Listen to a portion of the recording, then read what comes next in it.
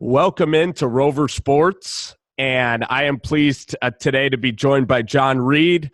John Reed works at you work at Fox Sports Knoxville. People can find you on Twitter at John Reed. Is it John and then it's an underscore Reed, right? Two underscores. John Reed is a common name. I guess I got beat to the punch, so I had to go double underscores. No, it's very common. You didn't even go Johnny, or did you think about just I got beat to the punch. I have relentlessly tried to harass the people with John Reed and John _Reed, and neither one of them are budging. Neither one of them are giving up the at, so I'm just stuck. 2_ gang. Gotcha, man. Gotcha. Your mic's to the right of your computer? Yeah. All right. So I just try to stay in the frame. But thanks so much for joining me, man. And I mean, first off, we got to talk about your trip. It's unbelievable that your girlfriend would go to a football game in Indianapolis. I mean, I live up here in Philly, and I had to go to New York, and my mom and sister aren't in the football whatsoever. But the old lady didn't come, Spencer. I had to make the trip by myself. I drove 5 hours up on Saturday, stayed with a friend in Indianapolis, rolled out of bed. We had a long night on Saturday, way too long of a night. Rolled out of bed on Sunday, went straight to the stadium.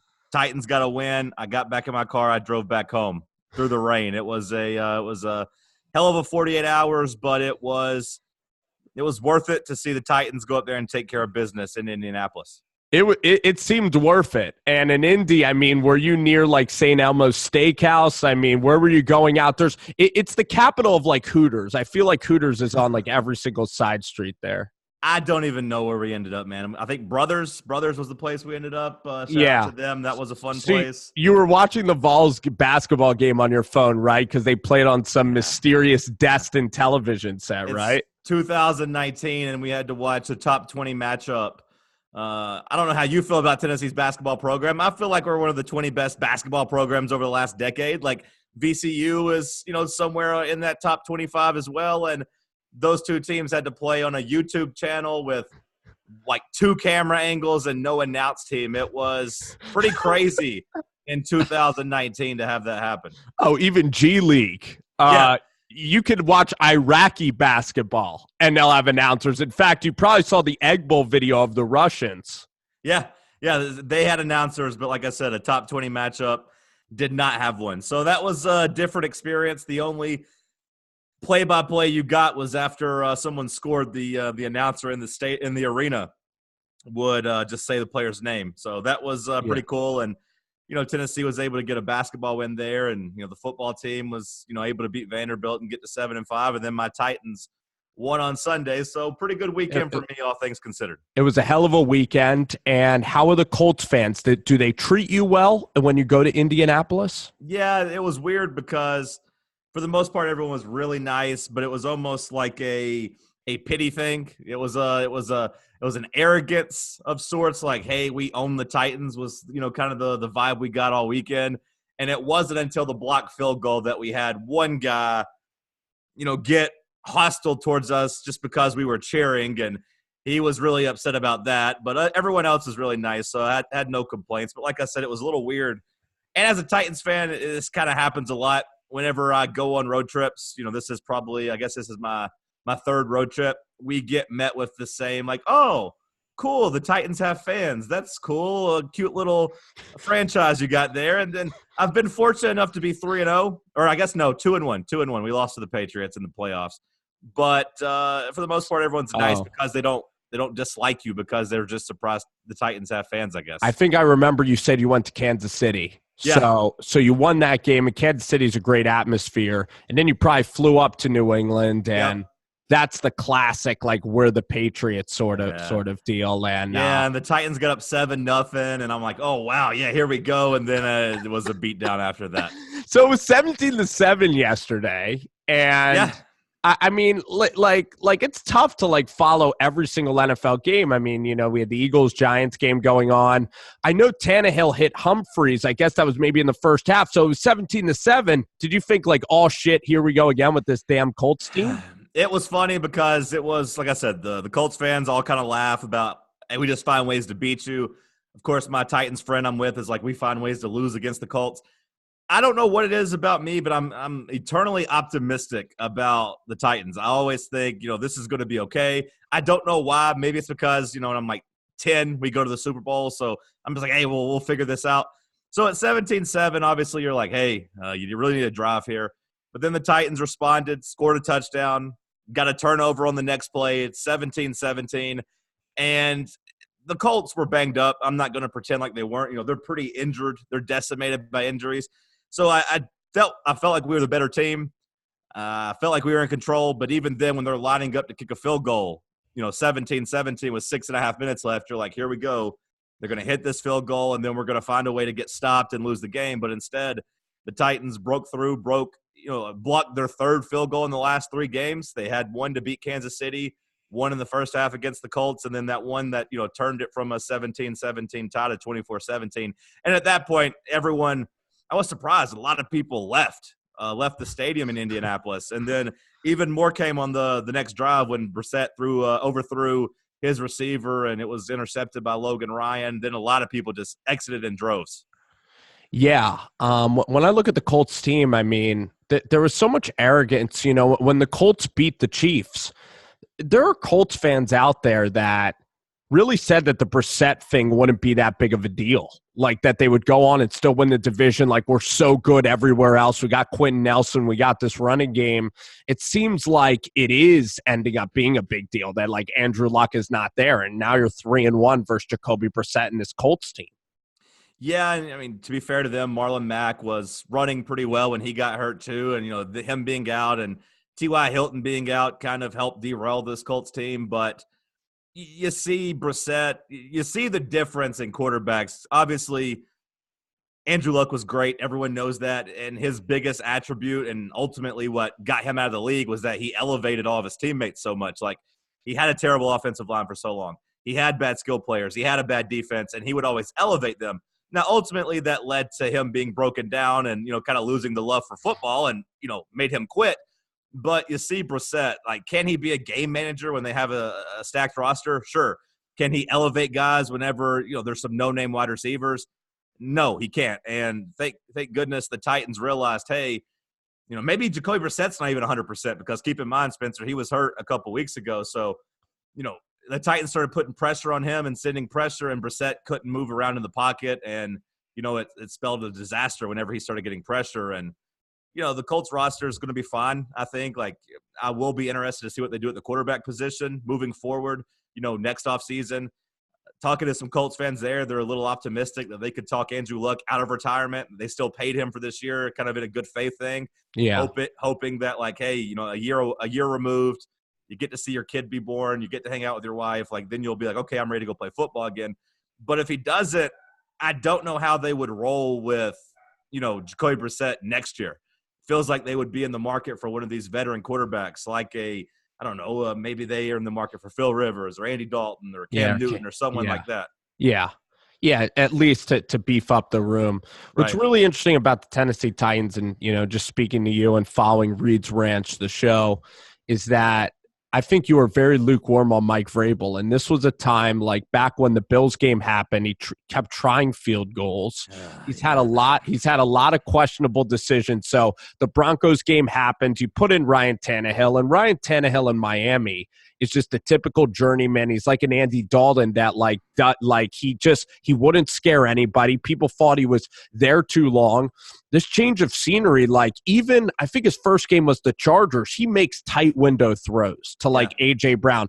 He has a lot of talent. This guy's 6'4", and I'm just curious, I mean, what is Tannehill's contract like, and how exciting is it if Tannehill continues to play pretty well with Derrick Henry? You now avoid having to draft a quarterback route, and now you could pay a cheap veteran and just stack your team with these Harold Landrys and Jeffrey Simmons is even coming back. It seems like a pretty damn good route if Tannehill could just be the guy. The problem is Tannehill had 2 years left on his contract whenever we traded for him. And then, in an act of good faith, we shortened it to a 1-year deal. That way, hey, you do your job, you can hit the market again. So it would be nice to still have him at I think it was $7.5 million range. But no, he's going to be a free agent. I don't think the Titans let him leave. It's crazy to think, but I wouldn't be surprised if they tried a franchise tag or tried to work on a 3 or 4 year deal for him because he has been pretty good.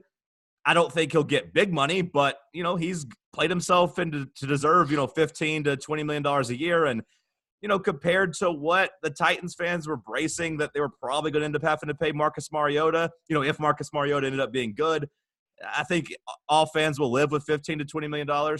Oh, yeah. Yeah, so, I think that's good. And, not having to draft a quarterback late in the first round or in the middle of the first round whenever really – I don't know how you feel about this quarterback class, but to me it's Joe Burrow and Tua and then everyone else. And then obviously Tua gets hurt. So it's really just Joe Burrow or try to talk yourself into Justin Herbert. And I don't think he's a good prospect. I think drafting another Oregon quarterback would have gone over really poorly in Nashville. So, yeah, if you can keep Tannehill and then maybe draft an offensive lineman because the offensive line still stinks. They can't pass block.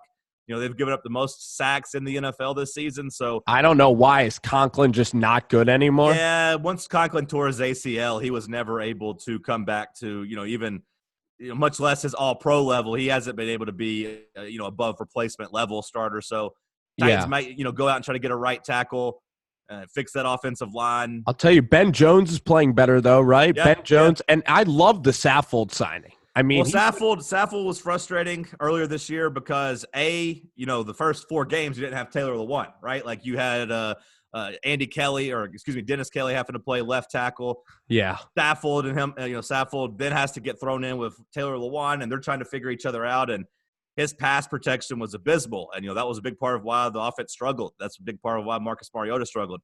But as they've played more, especially the left side of the line, obviously you see them run Derrick Henry to the left. And Saffold is a road grader, and Lewan's a good run blocker. So what they lack in pass blocking, both guys really excel in run blocking. So I think that's really helped open this offense up, them getting familiar with each other. Yeah, and it's a very good win. I mean, I like how Mike Vrabel, the players really play for the guy. And, being a Giants fan, it could be so much worse. Every year, at least you guys are very competitive every single year. But this should be the year that you guys probably get into the wild card. I mean, this game against Oakland, the classic Titans would lose this upcoming game. And I bet I bet some money on the Colts because like you, I just didn't think that the Titans would be able to get over the hump. And I know you're an optimist, but this schedule's hard. Deshaun Watson played great yesterday for the Texans. They're somehow sneaky. I think that you guys have trouble going there and winning in Houston. What do you think is going to happen? Are they going to beat the Raiders? Are they going to finally make the postseason? I think with Tannehill, if he wants to stay, they got to make the playoffs somehow. Yeah, with Vrabel, first of all, I'll attack that. I think he lacks some in-game decisions. He struggles in that, but motivation does seem to be something he's good at. The Titans players do still seem to be together. They're celebrating every time something good happens. So at least they believe in Vrabel, and that's half the battle. And when it comes to what they do on the back stretch, Oakland's looked really bad the last 2 weeks. They get beat by the Jets. They get beat down by the Jets. They then get beat down by the Chiefs, and their offense is sputtering. But this is also kind of their last stand. If they're going to try to make the playoffs, they got to throw their best game at the Titans. The problem is, I think the Raiders were a good story early in the year. I don't think they were ready for the playoffs. It's been a great job by John Gruden. They've played above their roster for now. I still think they're a year or two away. I think the Titans can go in there and move the ball. I do think they can stop Derek Carr's kind of dinking and dunking. Yeah. And then, you look at the last 3 games, it does, stink to have to play the Texans twice, but it's also an opportunity to go in and steal the division. And the first game's in Nashville. The Titans beat the Texans in Nashville last year with Blaine Gabbert. So, the Titans don't have that same mental block when it comes, to the Colts. They've had a block against the Colts. The one for the Texans, so much isn't there. Week 16, they have a home game against the Saints, which surface level, that's a tough opponent. But it's week 16, Drew Brees outside in December. The Titans usually get up for big opponents. Last year, they beat the Eagles and the Patriots at home. This year, they beat the Chiefs at home. So I think the Titans could really get on a run here.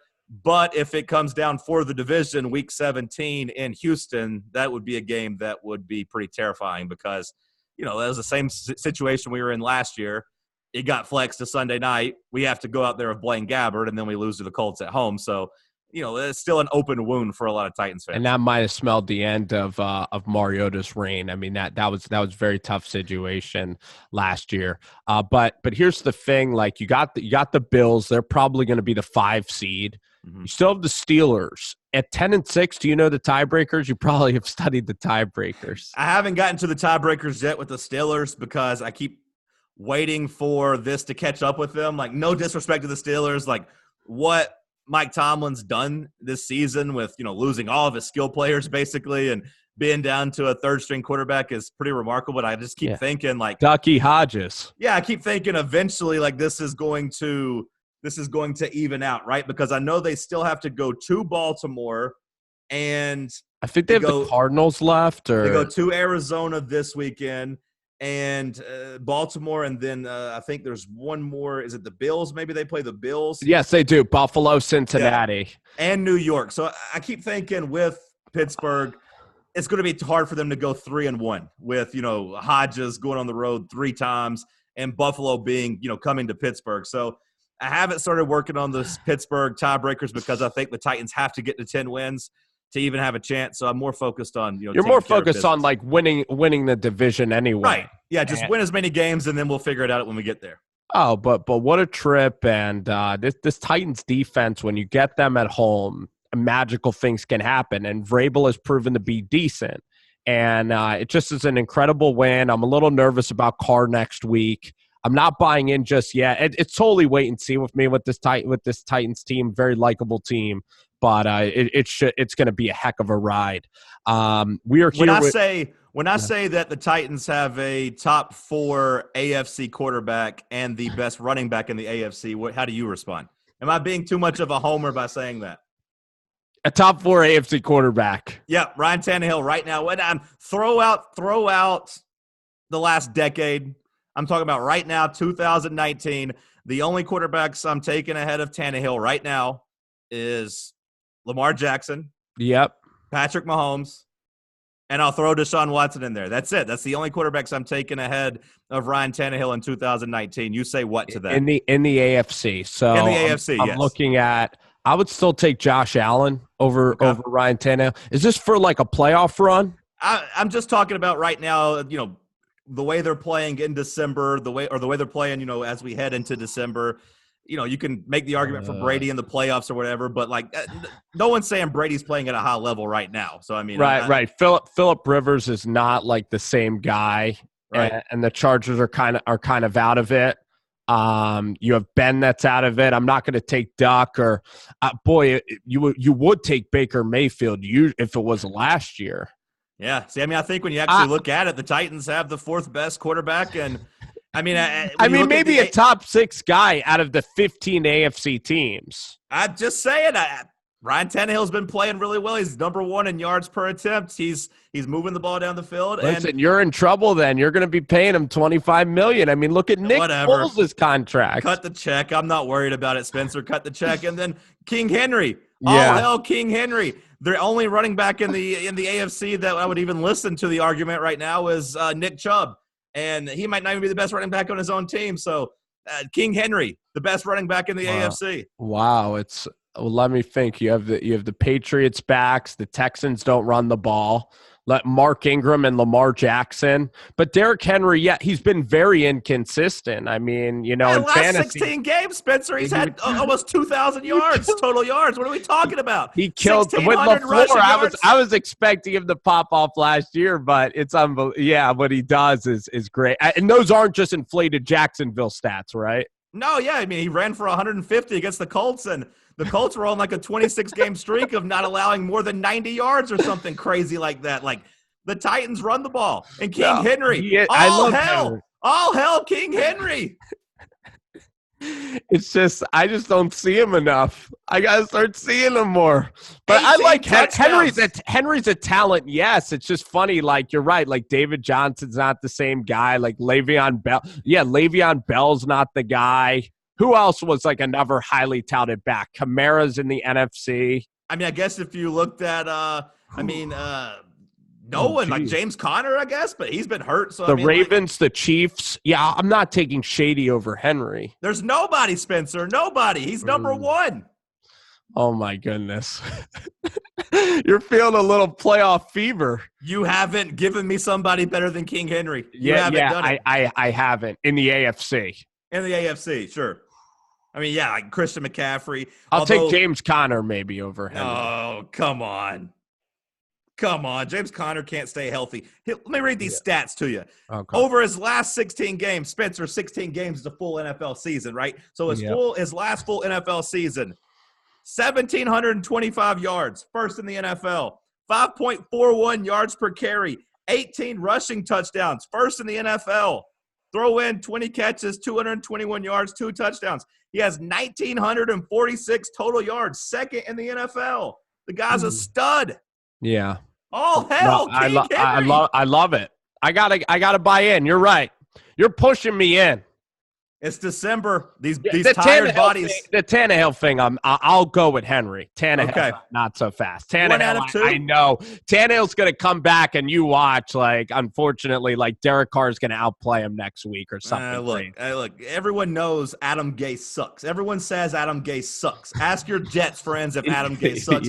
They'll all say Adam Gase sucks. So I don't want to hear about Ryan Tannehill, what he did in Miami, because he won 10 games in Miami. And for some reason, everyone kept saying Ryan Tannehill sucked in Miami as he was carrying Adam Gase in a terrible roster. Tannehill's got a bad rap. Eats pizza and takes Adderall. His whole life is Adderall. How about Arthur Smith? I mean, I thought you guys let LaFleur leave, but Arthur, what's going on? I'm like, this tight ends coach, Arthur Smith, who the hell's this guy? Yeah, he was a little disappointing at the beginning of the year, but it turns out he finally figured out to give the ball to Derrick Henry.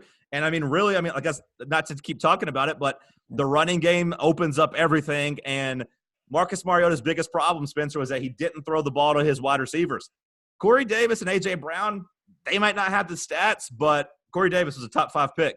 Yeah. A.J. Brown was, high second-round pick. Those guys are talented, and if you get them the ball, they can make some plays with it. So they finally realized, hey, let's throw the ball to the wide receivers. Let's get play action going. And Ryan Tannehill, his biggest strength is, A, he's willing to throw the ball down the field, and B, he's just a lot quicker in his decision-making, getting the ball out. So, yeah, he's a lot scarier, so these boxes aren't set, you're meaning. And these boxes aren't stacked, you're saying. Yeah. So, it's opened things up a lot. I'm still not crazy about Arthur Smith, but he's called some good games the last couple of weeks. He's finding his groove. First-time offensive coordinator, it's tough the first half of the year, and I think you saw – the Titans struggle because, A, Arthur Smith was learning on the job, and B, Marcus Mariota, his arm, I don't think ever healed from nerve damage last year when he got hurt. So you were really limited, but now you're actually taking the shackles off the offense a little bit. And look, the Titans are going to be someone that the AFC is going to look around and say, we really don't want to play that physical team because – the Titans lost to the Colts last year in Week 17 with Gabbert, whatever. But the year before that, in the playoffs, they went into Kansas City and ended Alex Smith's career in Kansas City. They knocked him out of the playoffs. And when it gets cold, you don't want to tackle big Derrick Henry. That's right. And you guys can play ball control, physical football. You have Jarrell Casey in the middle of the field. Yeah. Harold's starting to play, right? Harold Landry. Harold's playing. Yeah. Jeffrey Simmons, you already talked about him. He was a top 5 talent in this year's draft. You got all the Patriots D-backs now. Malcolm Butler's going to have to play well. Butler's hurt. Butler's out for the year, Spencer. Yeah, exactly. That's what I was going to say.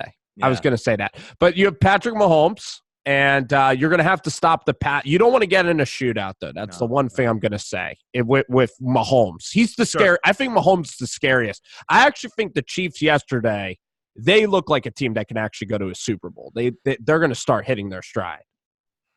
Yeah, I feel like everyone forgot about the Chiefs, Spencer. I feel like everyone kind of has been talking about, what's wrong with the Patriots. Wow, look at the Ravens. And you kind of forgot that Patrick Mahomes was banged up, and now he's back, and he's getting healthy. And not only that, but the Chiefs' pass defense has been really good lately, and they kind of figured that thing out. Now, if they go against Baltimore, will they be able to stop Baltimore's running attack? I don't know, but – the Chiefs do maybe have a mental advantage over the Ravens. They beat them twice the last 2 years. Last year, was it Week 16, I think? Week 16 they beat them. And the Ravens? And then this year they beat them, Week 2 or 3, The whichever Chiefs one got it was. them twice. Yeah. The 4th and 7 last year, and then, yes, this year early. Right. They got so they it. have a little bit of an advantage over them, maybe mentally. Now, obviously, Lamar's gone up a level, and the Ravens went out and traded for Marcus Peters. So, they're different on defense. They're maybe more equipped to stop the Chiefs' offense, but still, I wouldn't want to play the Chiefs in the playoffs. I think the 1 and 2 seed, if it is Patriots and Ravens, I think one of those teams get knocked off the second weekend of the playoffs. I don't think we're like on a Patriots-Ravens collision course by any means. Yes. So we're talking here with John Reed. John, I really appreciate talking about the Titans. I wanted to ask you just a couple more questions, just why I have you on here, just about college football. We have Greg Schiano. Oh. Greg Schiano is going now to Rutgers. And you were, for people who don't know you, I mean, I really started following your work when you went out with the loudspeaker on Tennessee's campus last year. Like, what motivated you to go out on the loudspeaker and kind of protest Greg Schiano being the head guy? Because I'm in complete agreement. I don't think he's a good coach whatsoever. And you see nobody go out and hire him. But what motivated you to, like, get the loudspeaker out? And what behind the scenes, like, who drove a few to the airport to see John Gruden? Like, kind of fill us in behind the scenes of that whole time in Tennessee football. Yeah, I mean, obviously 2017 was crazy. Butch Jones stunk. He got fired. And, people were obsessed with that coaching search. People were obsessed with the big names. Our athletic director at the time kind of helped fan the flames by not speaking publicly. The chancellor at the school and the AD were sending, like, fake plain information to try to, like, have fun with the Tennessee fan base. And, and then when the news broke of Schiano, they got a lot of anger and outrage. Now, for me personally, I never liked Greg Schiano. I didn't think he was a good coach. I didn't like the way he handled things in Tampa Bay between the diving at people's knees on the kneel down, between the MRSA outbreak, between the way he handled Josh Freeman. He accused him of being a drug addict basically at a press conference. And he just had a lot of bad stuff.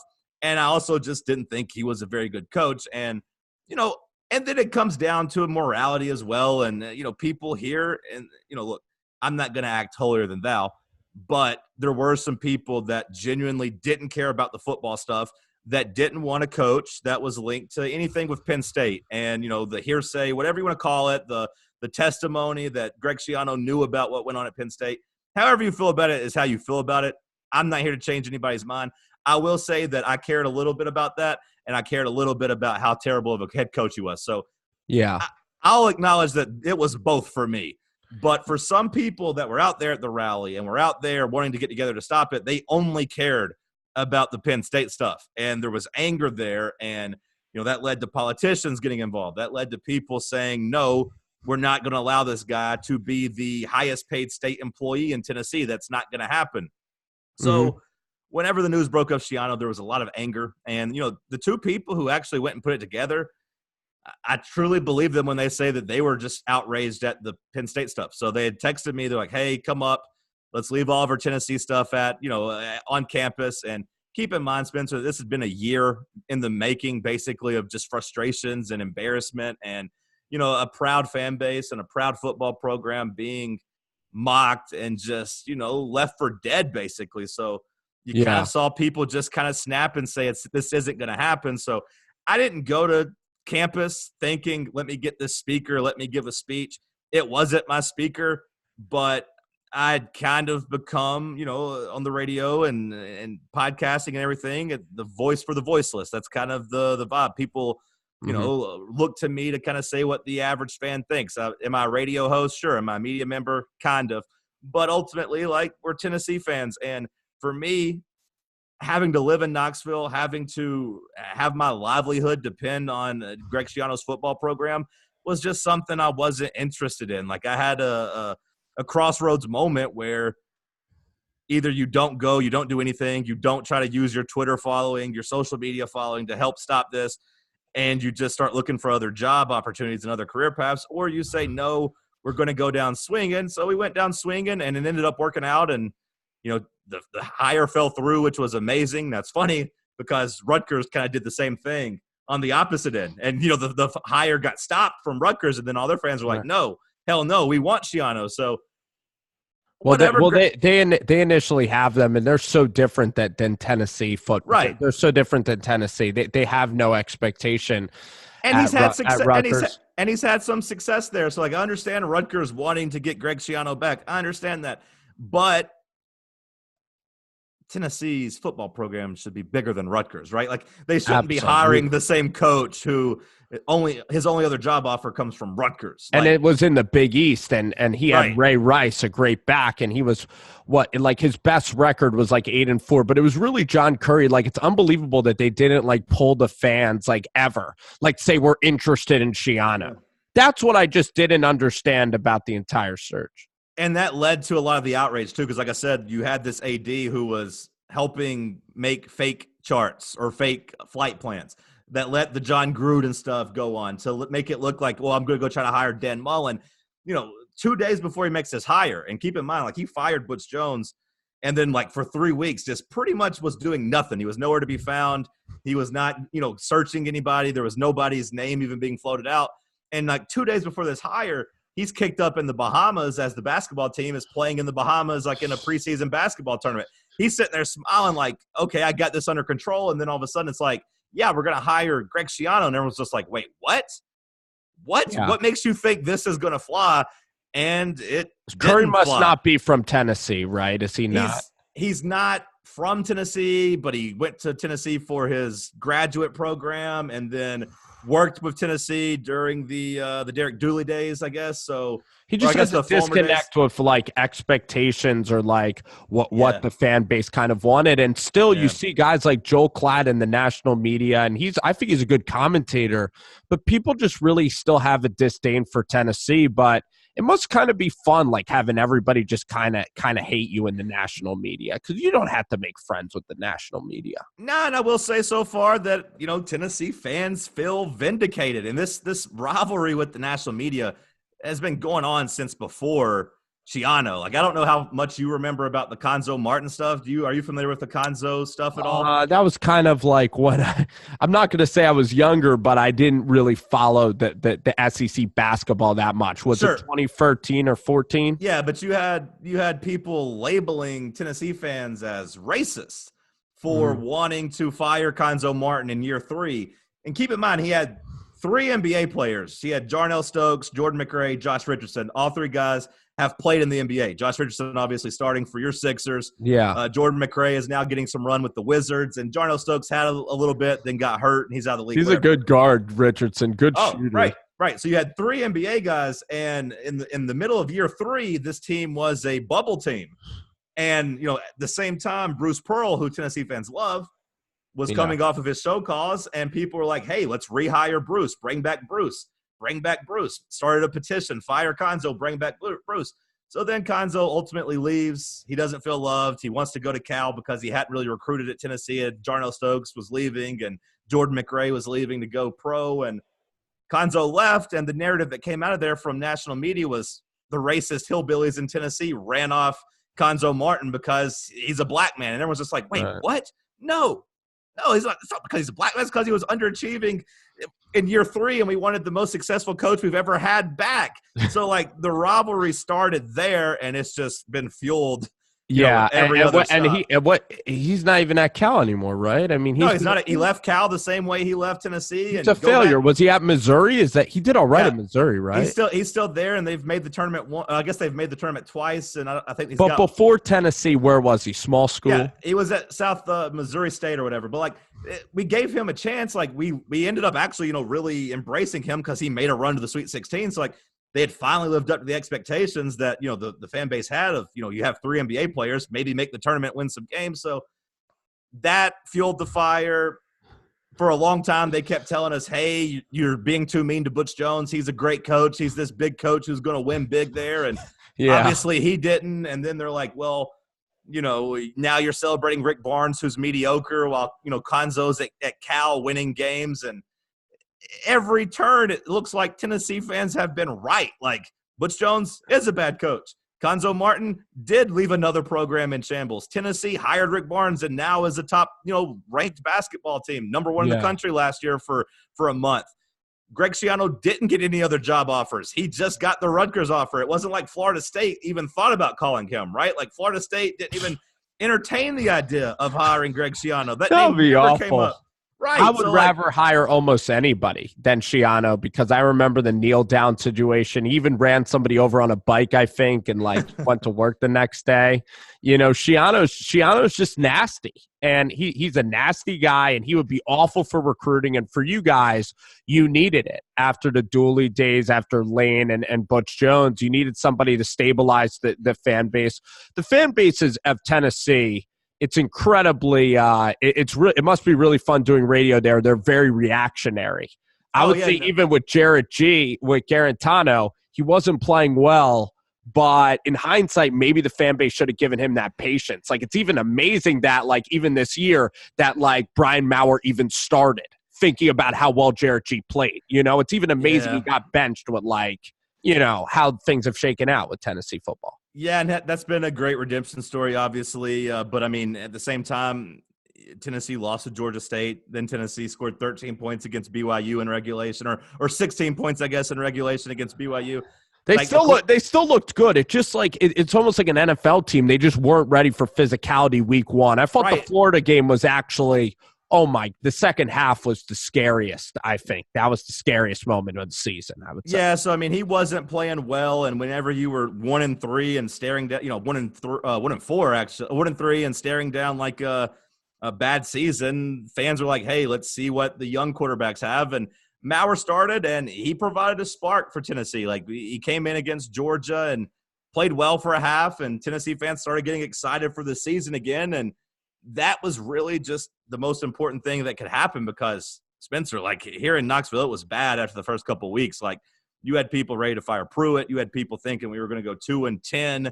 Like, you just needed a shot in the arm. So, JG going to the bench was the best thing that could happen for the fan base and apparently the team, because they kind of rallied too. And then JG was able to come in and get this thing back on track. So, and the state game was needed to be had. Jeremy Pruitt showing animation on the sideline, and then just like having South Carolina out there, going to Kentucky, like finding ways just to win these games. And it is a benefit. You could say that they aren't good, that they aren't talented offenses. You could say that they're not great opponents, but for recruiting, this is going to be fantastic. I mean, for recruiting, this is great. Yeah, I mean, and Tennessee were underdogs in 4 of those games. The 4 of their 5 SEC wins, they were underdogs. So it's unbelievable. They must think Lynn Bowden's like Lamar Jackson already or something. I didn't understand that. Yeah. So, I mean, like, people now say Tennessee didn't beat anybody, but they were picked to lose 4 of those 5 games that they rallied and won. So, it's been a roller coaster. I hope you play Minnesota. That's my favorite team because of PJ Fleck, and they say Tennessee's going to go down to Outback Bowl. That would be fun. I know Tennessee fans are wanting a Big Ten opponent, either Minnesota or Michigan or maybe Penn State. So the Outback Bowl would be fun. That would be a good time. Yes. John, it was an amazing time, man. I always love talking to you. You have great energy, and just a lot of fun interviewing you and just being a part of Reed's Ranch. I'm a member of Reed's Ranch and one of the only Pennsylvania members probably out there. So it'll be fun, man. We'll talk college basketball, more football down the line, but just thanks so much for coming on tonight. Yeah, man. I appreciate you, and it was good to talk to you. So have a good night, Spencer. Yeah, thanks, John.